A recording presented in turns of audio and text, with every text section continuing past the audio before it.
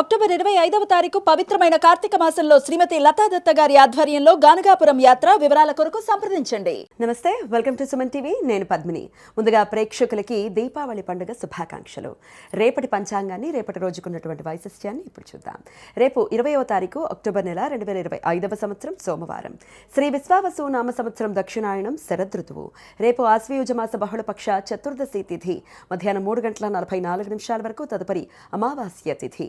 హస్త నక్షత్రం రాత్రి 8:17 వరకు. తదుపరి చిత్తా నక్షత్రం. వైధృతి యోగం రాత్రి 2:35 వరకు. తదుపరి విష్కుంభ యోగం. శకుని కరణం మధ్యాహ్నం 3:44 వరకు. చతుష్పాద కరణం రాత్రి 4:47 వరకు. తదుపరి నాగవ కరణం ఉంటాయి. సూర్యుడు తులారాశి చిత్తా నక్షత్రం 3వ పాదంలో రాత్రి 10:17 వరకు. తదుపరి చిత్తా నక్షత్రం 4వ పాదంలో సంచరిస్తాడు. చంద్రుడు కన్యారాశిలో సంచరిస్తాడు. నక్షత్ర వర్జ్యం రాత్రి 5:11 నుండి ఎల్లుండి ఉదయం 6:57 వరకు. అమృతకాలం మధ్యాహ్నం 1:40 నుండి 3:26 వరకు.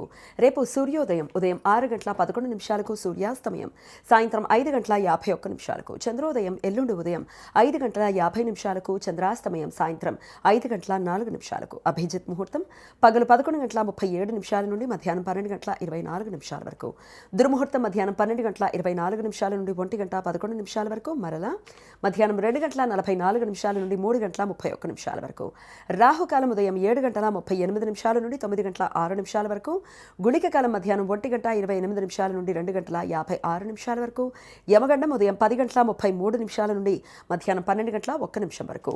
రేపు చతుర్దశి తిథి మధ్యాహ్నం 3:44 వరకు ఉన్నందువలన రేపు నరక చతుర్దశి.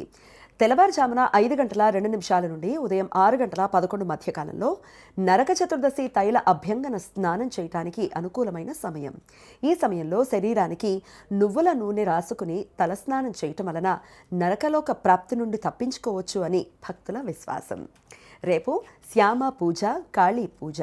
బెంగాల్, ఒరిస్సా, అస్సాం ప్రాంతాలలో భక్తులు కాళికాదేవికి ప్రత్యేక పూజలు చేస్తారు.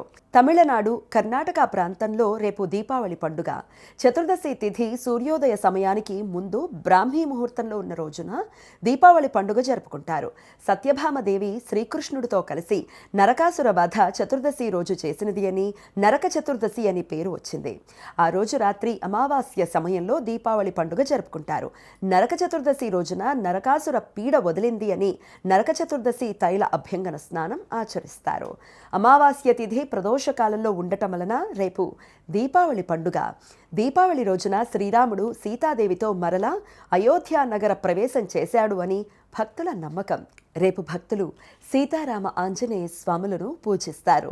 దేశంలోని చాలా ప్రాంతాలలో రేపు లక్ష్మీదేవిని పూజిస్తారు. ప్రదోష సమయంలో లక్ష్మీ పూజ చేయటానికి అనుకూలమైన సమయం రేపు రాత్రి 7:21 నుండి రాత్రి 8:19 మధ్యకాలంలో ఉంటుంది. వ్యాపార వర్గాల వారు చోప్డా పూజ పేరుతో దీపావళి లక్ష్మీ పూజ చేస్తారు. రేపటి లక్ష్మీ పూజలో కొత్త వ్యాపార చిట్టా పద్దుల పుస్తకాలను కూడా పూజించి ప్రారంభిస్తారు. లక్ష్మీదేవి కృపతో రేపటి నుండి ఆరంభం అయ్యే నూతన సంవత్సరంలో వారి వ్యాపారం ఇంకా అభివృద్ధి చెందుతుంది అని నమ్మకం. కొన్ని ప్రాంతాలలో రేపు సరస్వతీదేవిని, వినాయకుడిని పూజించే సాంప్రదాయం ఉన్నది. శారదా పూజ పేరుతో విద్యార్థులు తాము అభ్యసిస్తున్న విద్యలలో పురోగతి ఉండాలని కోరుకుంటూ సరస్వతీదేవిని, వినాయకుడిని పూజిస్తారు. రేపు సోమవతి అమావాస్య. సోమవార వ్రతం. అమావాస్య తిథి సోమవారం వచ్చిన రోజును సోమవతి అమావాస్య అని పిలుస్తారు. శివపురాణం ప్రకారం శివుణ్ణి పూజించడానికి సోమవతి అమావాస్య చాలా పవిత్రమైన రోజు. రేపు భక్తులు ఉపవాసం ఉండి శివునికి రుద్రాభిషేకం చేస్తారు. తమ జాతక చక్రంలో చంద్రగ్రహ దోషాలు ఉన్నవారు వాటిని అధిగమించడానికి రేపు చంద్రగ్రహ శాంతులు చేయించుకుంటారు. రేపు కమలా జయంతి. దశమహావిద్యలలో 10వ విద్య కమలాదేవి. లక్ష్మీదేవికి తంత్రరూప శక్తి అయిన కమలాదేవి దీపావళి రోజు ఉద్భవించినది అని పురాణ కథనం. కమలాదేవి ఎరుపు రంగు చీర ధరించి బంగారు మేని ఛాయ కలిగిన రూపం. 4 చేతులు కలిగి 2 చేతుల్లో కమలం పువ్వులు పట్టుకుని ఒక చెయ్యి అభయ ముద్ర ఇస్తున్నట్లుగా, మరో చెయ్యి వరదా ముద్ర ఇస్తున్నట్లుగా ఉండి సముద్ర మధ్యంలో కమలం పువ్వు మీద కూర్చుని 4 ఏనుగులు నలుదిక్కుల నుండి జలాభిషేకం చేస్తున్నట్లుగా ఉండే రూపం అని రూపవర్ణన.